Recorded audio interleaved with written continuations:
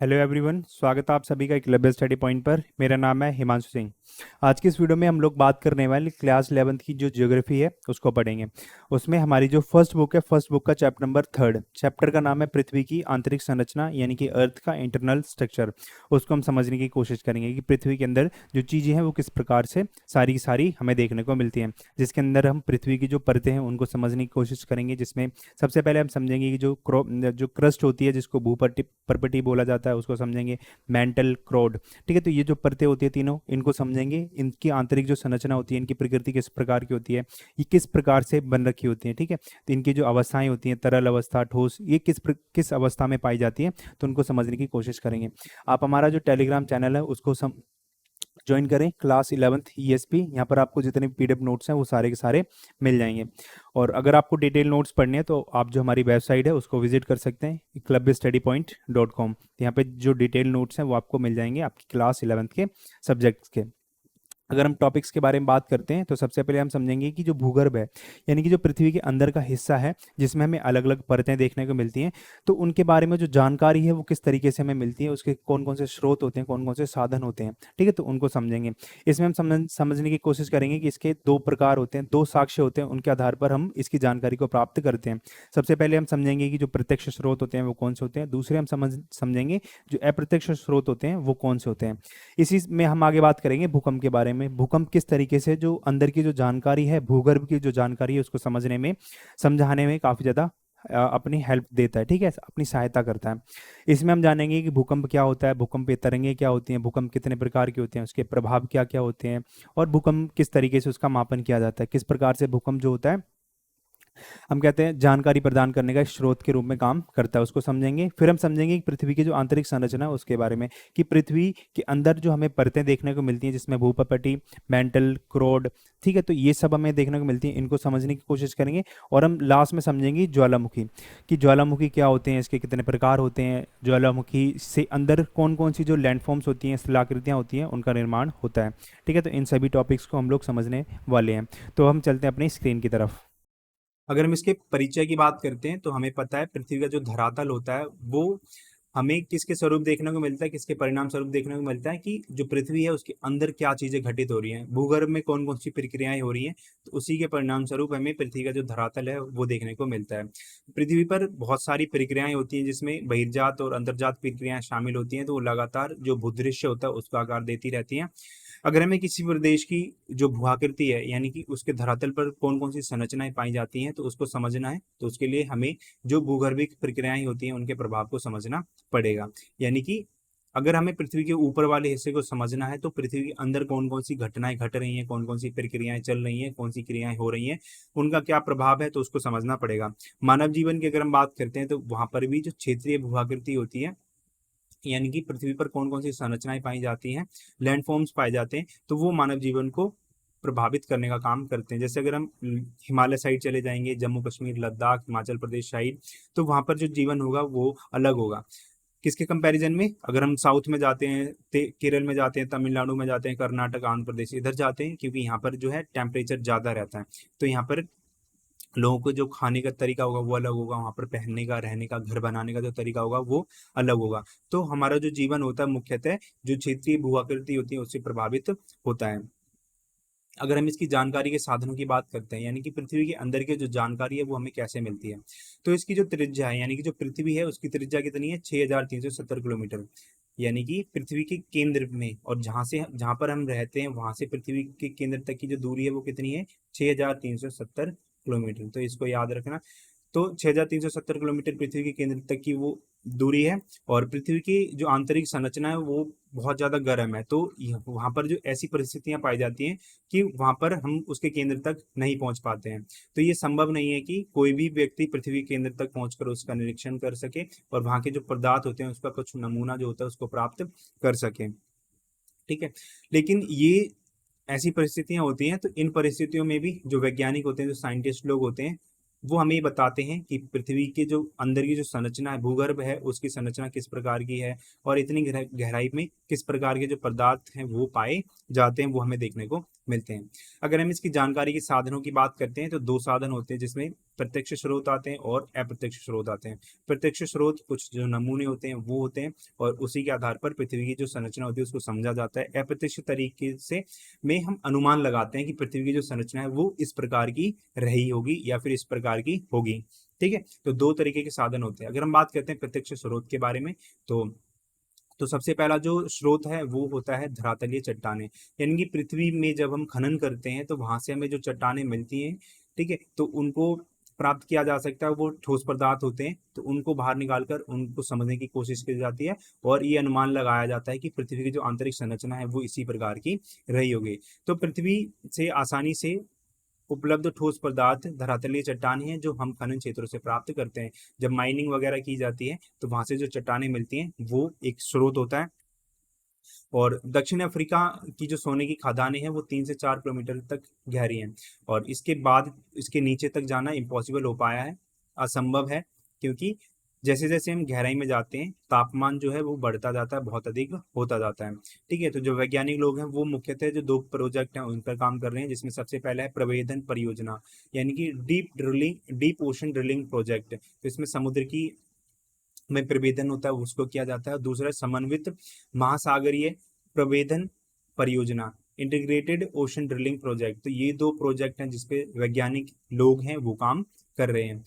आज तक का जो सबसे गहरा प्रवेदन है, सबसे गहरी जो ड्रिलिंग है वो आर्कटिक महासागर में की गई है और वहां पर एक क्षेत्र पड़ता है जिसको कोला ना कहा जाता है और वहां पर 12 किलोमीटर तक की जो गहराई है वहां तक प्रवेदन या फिर ड्रिलिंग की गई है। यानी कि आज तक सबसे जो गहरी ड्रिलिंग है वो 12 किलोमीटर की गई है आर्कटिक महासागर में कोला क्षेत्र में। ठीक है, और इससे ज्यादा गहराई तक जाना असंभव रहा है, इम्पॉसिबल रहा है, क्योंकि जैसे जैसे हम पृथ्वी के अंदर जाते हैं तो वहां पर जो तापमान होता है वो बढ़ता जाता है।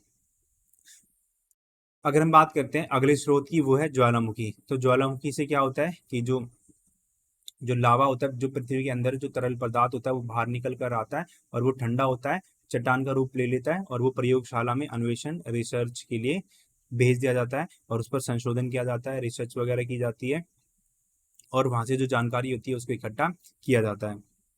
अगर हम अप्रत्यक्ष स्रोत के बारे में बात करते हैं तो यहाँ पर क्या होता है कि जो पृथ्वी के अंदर से जो हमें पदार्थ मिलते हैं तो उनकी क्या प्रकृति है, उनका गुण धर्म क्या है, उनकी विशेषताएं क्या होती हैं, उनकी प्रकृति क्या होती है, उनका नेचर क्या होता है, तो उसको विश्लेषित किया जाता है और उसी से पृथ्वी की जो आंतरिक भाग होता है उससे जानकारी उसकी प्राप्त होती है। गहराई के साथ साथ जैसे जैसे हम अंदर जाएंगे तो वहां पर जो पदार्थ होता है उसका घनत्व बढ़ता जाएगा। हमने बात की थी विभेदन की प्रक्रिया के बारे में, जब हम पृथ्वी की उत्पत्ति के बारे में पढ़ रहे थे तो वहां पर हमने विभेदन की प्रक्रिया को जाना था। इसमें क्या था कि जो हल्के पदार्थ थे वो तो कहाँ पे ऊपर की तरफ आ रहे थे और जो भारी पदार्थ थे वो कहाँ पे नीचे की तरफ जा रहे थे। ठीक है, तो जो पदार्थ का घनत्व अगर बढ़ रहा है तो इसका मतलब है कि वो पदार्थ है वो भारी है, उसका जो घनत्व है वो बहुत ज्यादा पर है। ठीक है, तो तापमान, दबाव, घनत्व, इन सब में परिवर्तन की जो दर होती है उसको मापा जा सकता है, उसको आंका जा सकता है। अगला जो स्रोत है, अप्रत्यक्ष स्रोत है, वो है उल्काएं। तो उल्काएं जो होती हैं अंतरिक्ष से जो बड़े बड़े पत्थर पृथ्वी तक आ जाते हैं तो उनका विश्लेषण किया जाता है और पृथ्वी की जो संरचना होती है उसको समझा जाता है, क्योंकि ये माना जाता है कि जो उल्काओं से जो पदार्थ प्राप्त होते हैं और जो पृथ्वी से पदार्थ प्राप्त होते हैं उनकी जो संरचना होती है वो सेम होती है, वो मिलती जुलती है। ठीक है, तो ये अप्रत्यक्ष स्रोत में आ जाता है। अगर हम बात करते हैं भूकंप के बारे में तो भूकंप का मतलब क्या होता है, पृथ्वी का कंपन। तो ये तो बहुत सिंपल है, भूकंप के बारे में आपको ज्यादा समझाना नहीं पड़ेगा। तो ये एक प्राकृतिक घटना है यानी कि नेचुरल डिजास्टर है और इसमें क्या होता है कि कुछ जो ऊर्जा होती है, जैसे अगर हम बात करते हैं पृथ्वी के अंदर भूकंप आता है क्यों, कि जो अलग अलग जो प्लेटें हैं वो आपस में टकराती हैं तो उसी से क्या होता है, कंपन होता है। तो वही ऊर्जा निकलती है, ऊर्जा को ही तरंगे कहते हैं। तो तरंग उत्पन्न होती है और जो तरंगे होती हैं सभी दिशाओं में फैलती हैं और भूकंप लेकर आती हैं। ठीक है, अगर हम बात करते हैं उद्गम केंद्र के बारे में, यानी कि उसका जो ओरिजिन पॉइंट होता है जहां से भूकंप है या फिर जो ऊर्जा निकलती है, तरंगे निकलती हैं, वो उद्गम केंद्र कहलाता है। तो वह स्थान जहां से ऊर्जा निकलती है भूकंप का उद्गम केंद्र या फिर फोकस सेंटर कहलाता है। ठीक है, इसी को अवकेंद्र भी, हाइपो सेंटर भी कहा जाता है। अगर हम अधिकेंद्र की बात करते हैं तो अधिकेंद्र क्या होता है, भूतल पर वह बिंदु जो उद्गम केंद्र के समीपतम या फिर उसके निकट स्थित होता है उसी को अधिकेंद्र या फिर एपिसेंटर कहते हैं।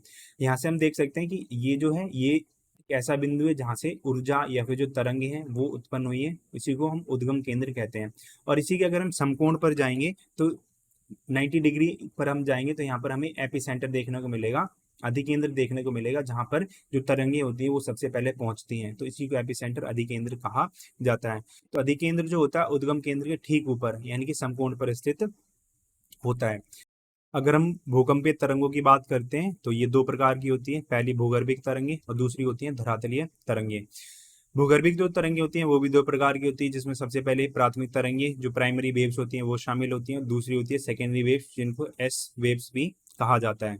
अगर हम भूकंपीय तरंगों की बात करते हैं तो जो भूकंप होते हैं वो स्थलमंडल पे ही आते हैं, और स्थलमंडल कौन सा भाग होता है, तो पृथ्वी के धरातल से अगर हम बात करते हैं तो 200 किलोमीटर तक की गहराई का जो हिस्सा होता है, गहराई वाले भाग होते हैं 200 किलोमीटर तक को, उसको स्थलमंडल या फिर लिथोस्फीयर कहा जाता है। भूगर्भिक तरंगों की बात करते हैं तो ये जो तरंगे होती हैं उद्गम केंद्र होता है, उससे जो ऊर्जा निकलती है, तो ऊर्जा जब मुक्त होती है तो वहीं से भूगर्भिक तरंगे पैदा होती हैं और अंदरूनी भाग में ये फैलती हैं सभी दिशाओं में और ये आगे बढ़ती हैं और पृथ्वी के धरातल तक पहुंचती हैं। ठीक है। तो जो और जो धरातलीय तरंगे होती हैं वो कौन सी होती हैं, तो जो भूगर्भिक तरंगे होती हैं और जो धरातलीय शैल होती हैं तो उनके माध्यम मध्य में जो एक क्रिया होती है, अन्योन्य क्रिया होती है, तो उसी के कारण जो नई तरंगे उत्पन्न होती हैं उन्हीं को धरातलीय तरंगे कहा जाता है। यानी कि पृथ्वी के जो उद्गम केंद्र था वहां से कुछ जो ऊर्जा निकली, जिस कुछ तरंगे निकली वो सभी दिशाओं में फैल रही थी, और वो किसी एक जो शैल होती है, बड़ी चट्टान होती है, उससे टकरा जाती है और इससे जो टकराने का काम करती है तो वहां से एक नई ऊर्जा निकलती है, नई तरंगे निकलती हैं, उन्हीं को धरातलीय तरंगे कहा जाता है। अब भूकंप जो भूगर्भिक तरंगे होती हैं वो दो प्रकार की होती हैं, बात करी थी हमने प्राथमिक तरंगे और सेकेंडरी वेव्स या फिर द्वितीयक तरंगे।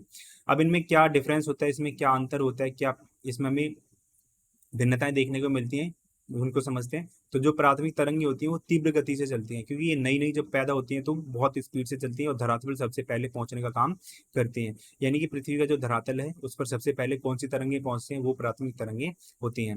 इन्हें पी तरंगे भी कहा जाता है, यानी कि प्राइमरी वेव्स भी कहा जाता है। और ये जो होती है पदार्थ की जो तीनों अवस्थाएं होती है, जिसमें गैस, तरल, ठोस, ये सभी से गुजर सकती हैं। द्वितीयक तरंगे होती हैं वो प्राथमिक तरंगे और प्राथमिक तरंगों के कुछ अंतराल के बाद पहुंचती है, यानी कि इनमें जो समय होता है उसका डिफरेंस हमें देखने को मिलता है।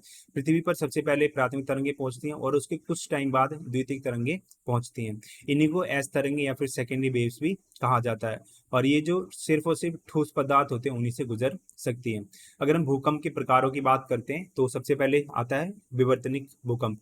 और ये क्यों आता है कि कुछ जो प्लेट्स होती हैं पृथ्वी के अंदर वो आपस में टकराती हैं, उन्हीं उसी से जो कंपन पैदा होता है वो विवर्तनिक भूकंप होता है, और जो ज्यादातर भूकंप होते हैं वो इसी से आते हैं।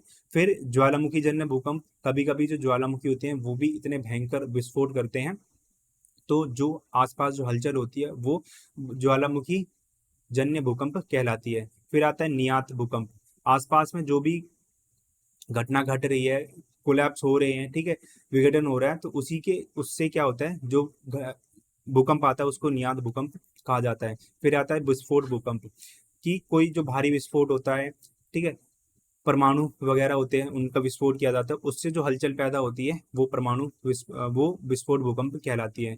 फिर आते हैं बांध जनित भूकंप, जो बड़े बड़े डैम्स होते हैं, बांध होते हैं, उनके आसपास जो भी हलचल होती है, ठीक है, उसकी वजह से जो कंपन पैदा होता है वो बांध जनित भूकंप होता है।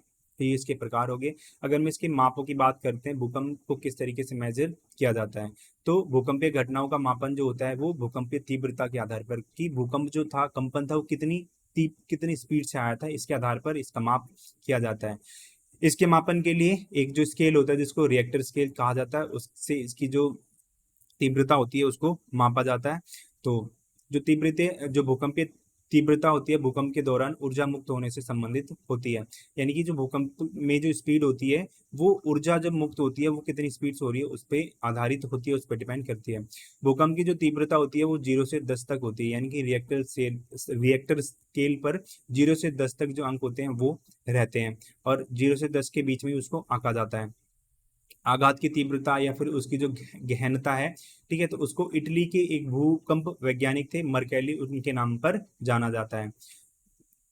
ठीक है। अगर हम इसके प्रभाव की बात करते हैं, इसका जो प्रभाव होता है वो हमें किस किस क्षेत्र में किस किस जगह देखने को मिलता है, तो ये सिंपल है, आपको पता होगा इसका नुकसान क्या होता है। धरातलीय विसंगति होती है, यानी कि पृथ्वी का एक हिस्सा नीचे चला जाता है, एक हिस्सा ऊपर रह जाता है। भूमि का हिलना, भूस्खलन, सॉइल लिक्विफिकेशन, धरातल का एक तरफ झुकना, हिमस्खलन, ये सभी जो प्रभाव होते हैं हमें हमें देखने को मिलते हैं। धरातलीय विस्थापन, बांध तथा तटबंध जो होते हैं उनके टूटने से बाढ़ आती है। आग लगना, इमारतों का टूटना, ढांचों का ध्वस्त होना, वस्तुओं को गिरना, सुनामी, ये सभी जो प्रभाव होते हैं वो हमें देखने को मिलते हैं। अगर हम इसकी फ्रिक्वेंसी की बात करते हैं, इसकी आवृत्ति की बात करते हैं, तो भूकंप हमें पता है, हम पढ़ के आए हैं, एक प्राकृतिक घटना, एक नेचुरल डिजास्टर है। तो इससे क्या होता है, जो जन होता है, जो धन होते हैं, उनकी भी अधिक हानि हमें देखने को मिलती है। और विश्व में ऐसे बहुत सारे बड़े बड़े भूकंप हैं जिसकी वजह से लाखों लोगों ने अपनी जान गंवाई है, और देश के की जो संरचना होती है, इंफ्रास्ट्रक्चर होता है, वो बहुत ज्यादा खराब हो जाता है, उसको बहुत ज्यादा नुकसान होता है। रिएक्टर स्केल पर अगर हम बात करते हैं, 8 से अधिक तीव्रता वाले जो भूकंप हैं उसके आने की संभावना बहुत ही कम होती है, जो वर्ष में एक या दो बार आते हैं। अगर हम बात करते हैं पूरे विश्व में, तो एक या दो वर्ष में हमें कोई ना कोई एक ऐसा भूकंप देखने को मिल जाता है जहां पर लाखों लोग जो होते हैं अपनी जो जान होती है उसको खोते हैं। ठीक है। और जो हल्के भूकंप होते हैं वो हमें कहीं ना कहीं पृथ्वी के हिस्से में महसूस होते हैं। ठीक है, तो कहीं ना कहीं पे जो हल्के हल्के भूकंप होते हैं पृथ्वी के किसी भी हिस्से पर आते रहते हैं। अगर हम पृथ्वी की आंतरिक संरचना की बात करते हैं, यानी कि पृथ्वी के अंदर कौन कौन सी संरचनाएं पाई जाती हैं, तो सबसे पहले हमें देखने को मिलता है भूपर्पटी, फिर मेंटल, और जो तीसरी होती है वो क्रोड होती है। ये है पृथ्वी की आंतरिक संरचना। तो अगर हम बात करते हैं पृथ्वी के सबसे अंदर अगर हम जाते हैं तो ये कहलाता है क्रोड। ठीक है, तो इसी को क्रोड कहा जाता है। क्रोड के दो हिस्से होते हैं, इसको हम आंतरिक क्रोड कहते हैं। ठीक है, ये आंतरिक क्रोड होता है, और इसको बाहरी क्रोड कहा जाता है। फिर अगर हम बात करते हैं, ये इधर मेंटल आ जाता है। ठीक है, और ये वाला जो हिस्सा होता है इसको हम भूपर्पटी कहते हैं, क्रस्ट कहा जाता है इसको। सबसे पहले हम भूपर्पटी के बारे में बात करते हैं। ये पृथ्वी का सबसे भारी भाग होता है, यानी कि जो अर्थ होता है जिस पर हम रहते हैं, सबसे जो भारी भाग होता है उसी को भूपर्पटी कहा जाता है। ये बहुत ज्यादा भंगुर होता है, यानी कि बहुत ज्यादा सॉफ्ट होता है, मुलायम होता है, फ्लेक्सिबल होता है, और ये जल्दी से टूट जाता है। ठीक है, तो जल्दी से टूट जाने की जो प्रवृत्ति होती है वो हमें इसमें देखने को मिलती है। इसकी जो मोटाई होती है वो महाद्वीपों में अलग होती है, और जो महासागर होते हैं उनमें अलग पाई जाती है। तो महासागरों में जो मोटाई होती है महाद्वीपों की तुलना में कम होती है, यानी कि जो महाद्वीपों के नीचे जो भूपर्पटी होती है वो तो ज्यादा होती है, और महासागरों में इसकी जो मोटाई होती है वो कम होती है। महासागरों में जो इसकी मोटाई है वो 5 किलोमीटर तक जाती है, यानी कि मैक्सिमम जो है वो 5 किलोमीटर तक इसकी मोटाई हमें महासागरों में देखने को मिलती है। वहीं पर अगर हमें महाद्वीपों के बारे में बात करते हैं तो वो 30 किलोमीटर तक हो जाती है, यानी कि जहाँ पर महाद्वीप है उसके 30 किलोमीटर तक जाएंगे तो हमें भूपर्पटी है उसकी जो मोटाई है वो हमें देखने को मिलेगी। ठीक है, तो जो पर्वत होते हैं, पर्वत श्रृंखलाएं होती हैं, उनमें भी ये मोटाई अत्यधिक पाई जाती है। जैसे अगर हम हिमालय की बात करते हैं तो उसके नीचे भूपर्पटी है, उसकी जो टोटल मोटाई है, ठीक है, तो वो 70 किलोमीटर तक है। यानी कि जिस जगह हिमालय खड़ा है उसके नीचे तक अगर हम जाएंगे 70 किलोमीटर तक, तो वहां पर हमें भूपर्पटी देखने को मिलेगी। अगर हम बात करते हैं मेंटल की, तो भूपर्पटी के नीचे का जो भाग होता है उसी को मेंटल कहा जाता है। ठीक है, तो ये जो क्षेत्र है यहाँ पर हम रहते हैं, और ये वाला जो हिस्सा होता है ये मेंटल कहलाता है, इसी को मेंटल कहा जाता है। तो मेंटल का जो ऊपरी भाग होता है वो दुर्बलता मंडल होता है, यानी कि एस्थेनोस्फेयर होता है, और ये बहुत ज्यादा सॉफ्ट होता है। तो एस्थेनो का अर्थ क्या होता है, दुर्बलता। ठीक है, इसका जो विस्तार है वो 400 किलोमीटर तक है, और ये ठोस अवस्था में विद्यमान है हमारी पृथ्वी के अंदर। तो ज्वालामुखी उद्गार के दौरान जो लावा धरातल पर पहुंचता है उसका मुख्य स्रोत यही है। यानी कि अगर हम बात करते हैं एस्थेनोस्फेयर की, तो जो पृथ्वी के अंदर से जो लावा निकल कर आता है वो इस पर टकराता है, और ये बहुत ज्यादा सॉफ्ट है, तो ये टूट जाती है। ठीक है, क्योंकि इसकी जो प्रकृति है वो भंगुर है, और बहुत जल्दी से ये टूट जाती है। टूट जाने से क्या होता है, लावा जो होता है इसके अंदर आ जाता है, और यहीं से हमें ज्वालामुखी उद्गार जो लावा होता है वो देखने को मिलता है। तो भूपर्पटी और जो मेंटल होता है उसका जो ऊपरी भाग होता है उस वो मिलकर लिथोस्फेयर या फिर स्थलमंडल बनाता है। ठीक है, तो भूपर्पटी और जो मेंटल होता है, मेंटल का भी जो सबसे ऊपर वाला जो पार्ट होता है वो मिलकर लिथोस्फेयर स्थलमंडल बनाने का काम करता है। और इसकी जो मोटाई, यानी कि जो स्थलमंडल होता है उसकी मोटाई 10 से 200 किलोमीटर के बीच में पाई जाती है। निचले मेंटल का जो विस्तार होता है वो दुर्बलता मंडल के समाप्त हो जाने के बाद तक रहता है। अगर हम क्रोड की बात करते हैं तो जो क्रोड होता है ये दो भागों में विभाजित होता है। बाह्य क्रोड और आंतरिक क्रोड। तो जो बाह्य क्रोड होता है वो तरल अवस्था में है, लेकिन जो आंतरिक क्रोड है, जो इनर कोर है, वो ठोस अवस्था में विद्यमान है। क्रोड जो होता है वो भारी पदार्थों से मिलकर बना होता है, जिसमें निकिल और जो लोहा होता है जिसको फेरम कहा जाता है उससे मिलकर बना होता है, और इसीलिए इसको निफे कहा जाता है। एनआई से निकल और एफई से फेरम, तो निफे परत के नाम से भी इसको जाना जाता है। अगर हम बात करते हैं ज्वालामुखी के बारे में, तो ज्वालामुखी क्या होता है कि एक वह स्थान है जहां से जो अलग प्रकार की गैसें होती है, राख, तरल चट्टानी पदार्थ, लावा, ये सब निकलती हैं और पृथ्वी के धरातल पर पहुंचती हैं। ठीक है, तो उसी को ज्वालामुखी या फिर वोल्केनो कहा जाता है। अगर हम एक्टिव वोल्केनो की बात करते हैं, ज्वालामुखी की बात करते हैं, तो वो क्या होता है, यह पदार्थ कुछ समय पहले ही बाहर आया हो या अभी निकल रहा हो तो वो ज्वालामुखी सक्रिय ज्वालामुखी कहलाता है। यानी कि जो पदार्थ अगर इस ज्वालामुखी से अगर अभी बाहर निकला है या फिर निकल रहा है, कुछ टाइम पहले ही बाहर निकल कर आया है, तो उसी को सक्रिय ज्वालामुखी कहा जाता है, वो एक्टिव होता है। ठीक है, फिर जो तरल चट्टानी पदार्थ होता है दुर्बलता मंडल से निकलकर धरातल पर पहुंचता है। यानी कि मैंने आपको बताया था ये एस्थेनोस्फीयर होता है, बहुत ज्यादा सॉफ्ट होता है। तो इसी के नीचे से क्या होता है, जो लावा होता है वो कुछ जो बल होते हैं उनकी वजह से ऊपर उठता है और इसी को तोड़ता हुआ फोड़ता हुआ ये ऊपर आ जाता है। ठीक है, तो ये जो तरल चट्टानी पदार्थ होता है वो दुर्बलता मंडल से निकल कर आता है। जब तक यह पदार्थ मेंटल के ऊपरी भाग में है यह मैग्मा कहलाता है, और जैसे ये पृथ्वी पर आ जाता है इसी को लावा कहा जाता है। तो मैग्मा और लावा एक ही चीज है। जब ये मेंटल में यानी कि पृथ्वी के अंदर है तो इसको मैग्मा कहा जाता है, और जब ये पृथ्वी के ऊपर आ जाता है इसी को लावा कहते हैं।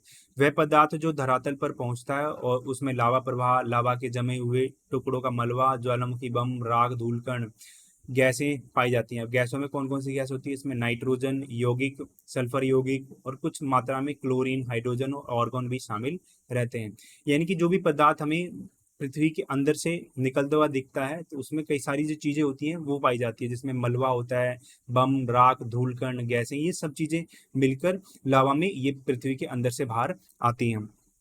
अगर हम इसके प्रकारों की बात करते हैं तो इसमें जो मुख्य है वो 5 प्रकार हमें देखने को मिलते हैं, जिसमें सबसे पहले आता है शील्ड ज्वालामुखी। तो पृथ्वी पर पाए जाने वाले सभी ज्वालामुखियों में शील्ड ज्वालामुखी सबसे विशाल है। यानी कि जो सबसे बड़े ज्वालामुखी होते हैं वो शील्ड ज्वालामुखी होते हैं। ये ज्वालामुखी मुख्यतः बेसाल्ट से निर्मित होते हैं और जो तरल लावा के ठंडे होने से बनते हैं। यानी कि जब जो लावा है वो बहुत ज्यादा ठंडा हो जाता है, कठोर हो जाता है, उन्हीं को शील्ड ज्वालामुखी कहा जाता है। और इनमें जो विस्फोट होता है वो हमें कम ही देखने को मिलता है, ये इनकी एक विशेषता होती है। इन ज्वालामुखियों से लावा जो होता है फब्बारे के रूप में बाहर आता है और निकास पर एक शंकु यानी कि कोन बनाता है, जिसको शंकु, सिंडर शंकु के रूप में जाना जाता है, और ये इसी के रूप में विकसित होता है। यानी कि जो ज्वालामुखी होता है वहां से जो लावा होता है वो फब्बारे की तरह निकल कर आता है। ठीक है, तो इस तरीके का जो होता है, और ये जो होता है एक शंकु बनाता है। ठीक है, जो सिंडर शंकु के रूप में विकसित होता है, तो इसी को शील्ड ज्वालामुखी कहा जाता है। फिर आता है मिश्रित ज्वालामुखी। मिश्रित ज्वालामुखी क्या होता है, ये ज्वालामुखियों से वेसाल्ट की अपेक्षा अधिक ठंडे व श्यान या फिर जो गाढ़ा जो लावा होता है उसका उद्गार होता है, वो निकलता है पृथ्वी के अंदर से। ये ज्वालामुखी भीषण विस्फोटक होते हैं, यानी कि इनमें बहुत ज्यादा विस्फोट हमें देखने को मिलता है। इनसे लावा के साथ भारी मात्रा में ज्वल खंडाश्मी या फिर पायरोक्लास्टिक जो पदार्थ होते हैं, राख होते हैं, वो भी हमें देखने को मिलती है धरातल पर। ये जो पदार्थ होते हैं निकास नली के आसपास परतों के रूप में जमा हो जाते हैं, जिनके जमाव मिश्रित ज्वालामुखी के रूप में हमें देखने को मिलते हैं। यानी कि जो लावा होता है, ये जो पदार्थ होते हैं जब आपस में उसका जो मुहाना होता है, ठीक है, नली होती है, उसके आसपास इकट्ठे हो जाते हैं, तो इन्हीं को मिश्रित ज्वालामुखी कहा जाता है। फिर ज्वालामुखी कुंड, ठीक है, जिसको कैंडेला भी कहा जाता है, वो कौन से होते हैं, ये पृथ्वी पर पाए जाने वाले सबसे अधिक विस्फोटक ज्वालामुखी होते हैं। यानी कि जो सबसे ज्यादा विस्फोट होता है वो हमें ज्वालामुखी कुंड में देखने को मिलता है। जब इनमें विस्फोट होता है तब भी ऊंचा ढांचा बनाने के बजाय स्वयं नीचे धंस जाते हैं। यानी कि ये इनको बनाना तो ऊपर चाहिए था, लेकिन इनमें विस्फोट इतना भारी होता है कि ये नीचे की तरफ धंस जाते हैं, और यहीं पर क्या होता है एक कढ़ाई टाइप का जो शेप होता है उसको बनाते हैं, कुंड बनाते हैं, इसी को ज्वालामुखी कुंड कहा जाता है। धंसे हुए ध्वंस जो होते हैं गर्त, जो गर्त होती है जो धंसी हुई जिसका विध्वंस हो जाता है उसी को ज्वालामुखी कुंड या फिर कल्डेरा कहा जाता है। इनके द्वारा जो निर्मित पहाड़ी होती हैं वो मिश्रित ज्वालामुखी की तरह दिखाई देती हैं, प्रदर्शित होती हैं। नेक्स्ट आता है वैशाल्ट प्रवाह क्षेत्र। ये जो ज्वालामुखी होते हैं ये तरल लावा उगलते हैं और ये बहुत दूर तक बहकर निकल जाते हैं। ठीक है, तो जो संसार के कुछ जो भाग हैं, यानी कि कुछ जो क्षेत्र हैं, वो हजारों किलोमीटर घने लावा प्रवाह से ढके हुए हैं। यानी कि जब जो ज्वालामुखी है उससे लावा का उद्गार हो रहा था और वो बहकर हजारों हजारों किलोमीटर तक चला गया और उसी के नीचे जो क्षेत्र है वो दब गया, तो उससे ढके हुए हमें ये क्षेत्र देखने को मिलते हैं। तो जो प्रभाव होता है वो 50 मीटर से अधिक होता है, ठीक है। यानी कि 50 मीटर जो मोटी परत होती है उसको बनाया जाता है इस प्रवाह क्षेत्र के द्वारा। ये जो प्रवाह होता है वो सैकड़ों किलोमीटर तक फैला हुआ होता है। और भारत का जो दक्कन ट्रैप है जिस पर वर्तमान महाराष्ट्र का पठार है, ठीक है, वो पाया जाता है। तो ये बृहद वैशाल लावा प्रवाह क्षेत्र का ही एक हिस्सा माना जाता है। अगर हम बात करते हैं मध्य जो महासागरीय कटक ज्वालामुखी के बारे में, तो ये जो ज्वालामुखी होते हैं महासागरों में होते हैं, तो इनमें भी विस्फोट होता है, वो हमें महासागरों में ही देखने को मिलता है। मध्य महासागरीय कटक एक श्रृंखला है जो 70,000 किलोमीटर से अधिक लंबी है, जो सभी महासागरीय बेसिनों में फैली हुई है। इस कटक के मध्यवर्ती भाग में लगातार उद्गार यानी कि जो विस्फोट होते हैं वो होते रहते हैं। अब हम बात करते हैं ज्वालामुखी जो शिलाकृतियां होती हैं उनके बारे में। तो जो लावा होता है, लावे से ही जो शिलाकृतियां होती हैं वो उसका निर्माण होता है। तो वो ठंडा होता है, उनके आधार पर जो आग्नेय शैलें होती है उनको दो भागों में वर्गीकृत किया जाता है, जिसमें सबसे पहले धरातलीय चट्टानें आती हैं। जो लावा होता है धरातल पर आकर ठंडा होता है, शैलों का निर्माण करता है, वो धरातलीय शैलें कहलाती हैं। दूसरी होती है पातालीय शैल, जिनको प्लूटोनिक शैल, ठीक है, वो कहा जाता है। तो जब लावा जो होता है धरातल के नीचे ही ठंडा हो जाता है और वहीं पर जम जाता है, तो वो धरातलीय जो पातालीय शैल कहलाती हैं। तो ये जब पृथ्वी के अंदर ही ठंडी हो जाती है तो ये कुछ टाइप की आकृतियां बनाती है, इन्हीं को अंतर्वेदी आकृतियां, इंट्रूसिव फॉर्म्स कहा जाता है। ये जो आकृतियां होती है इनमें बैथोलिथ, लेकोलिथ, लेपोलिथ, फेगोलिथ, सिल, सीट या फिर डाइक, ये सारी की सारी आती हैं। ठीक है, तो इनके बारे में पढ़ते हैं। सबसे पहले बैथोलिथ के बारे में बात करते हैं। तो बैथोलिथ होता है वो जो भूपपटी में सबसे अधिक गहराई पर पाई जाती है। जो मैग्मा ठंडा हो जाता है उसी को बैथोलिथ कहा जाता है। ये विशाल क्षेत्रों में फैली हुई होती है और इनकी जो गहराई होती है वो कई किलोमीटर तक होती है। जैसे अगर हम बात करते हैं यहाँ पर, तो यहाँ पर हमें बैथोलिथ देखने को मिलता है। जो पृथ्वी की जो भूपपटी होती है उसकी बहुत अंदर तक, बहुत बड़े विशाल क्षेत्र में इनका फैलाव होता है, जमाव होता है, इनको बैथोलिथ कहा जाता है। फिर लेकोलिथ आता है। लेकोलिथ क्या होता है? एक गुंबद आकार का होता है जो एक पाइप के माध्यम से इसके समतल से जुड़ा हुआ होता है। ठीक है, तो इसी को लेकोलिथ कहा जाता है। फिर लेपोलिथ आता है, तो ऊपर उठते हुए लावा का कुछ भाग क्षैतिज दिशा में पाए जाने वाले कमजोर धरातल में चला जाता है और एक तस्तरी के या फिर एक प्लेट के आकार में जम जाता है, इसी को लेपोलिथ कहा जाता है। इस टाइप का ये लेपोलिथ है। ठीक है, तो ये ऊपर उठते हुआ एक जो लावा है ये एक तस्तरी के आकार में, प्लेट के आकार में फैल जाता है, इसी को लेपोलिथ कहते हैं। फिर आता है फैकोलिथ। फैकोलिथ का क्या होता है कि जो अंतर्वेदी जो चट्टानें होती हैं उनमें मोड़दार अवस्था में अपनति के ऊपर या फिर अवनति गर्त में जो लावा होता है वो पाया जाता है, उसका जमाव पाया जाता है, इनको फैकोलिथ कहा जाता है। यानी कि जो लावा होता है ऊपर उठता है वो अलग अलग परतों में ये देखने को मिलता है, अलग अलग भागों में ये विभाजित हो जाता है, इसी को फैकोलिथ कहा जाता है। ये एक निश्चित वाहक नली से मैग्मा भंडारों से जुड़ी हुई होती है। फिर आता है सिल। सिल का क्या होता है कि सिल का क्षैतिज तल में एक चादर के रूप में ठंडा होना सिल या शीट कहलाता है। जो लावा होता है उसका क्षैतिज तल में एक चादर के रूप में वो ठंडी हो जाती है, उसी को सिल कहा जाता है। जैसे अगर हम यहाँ पे बात करते हैं ये सिल, तो जो लावा है वो एक चादर के रूप में ठंडा हुआ है, इसी को सिल कहा जाता है। तो इनकी जो मोटाई होती है इनके आधार पर इनको दो भागों में विभाजित किया जाता है। कम मोटाई वाला जो जमाव होता है उसको शीट कहते हैं और जो जिसकी मोटाई ज्यादा होती है उसको सेल कहते हैं। अब यहाँ से देखते हैं, जिसकी जो मोटाई होती है वो ज्यादा होती है उसको सेल कहा जाता है और जिसकी मोटाई कम होती है उसको शीट कहते हैं। फिर आता है डाइक। जब लावा का प्रवाह दरारों के धरातल के लगभग समकोण पर होता है और अगर यह इसी अवस्था में ठंडा हो जाए तो एक दीवार की भांति संरचना बनाता है और इसी को डाइक कहा जाता है। यहाँ से हम इसको देख सकते हैं कि ये जो लावा है वो एक दीवार के रूप में यहाँ पर खड़ा हो गया, यहीं पर ठंडा हो गया, इसी को डाइक कहते हैं। ठीक है, तो ये यहाँ से जो हमारा चैप्टर है वो होता है कंप्लीट। आई होप आपको समझ आया हो। ठीक है, और मिलते हैं हमारी जो नेक्स्ट वीडियो है उसमें। ठीक है, तब तक के लिए जय हिंद, जय भारत।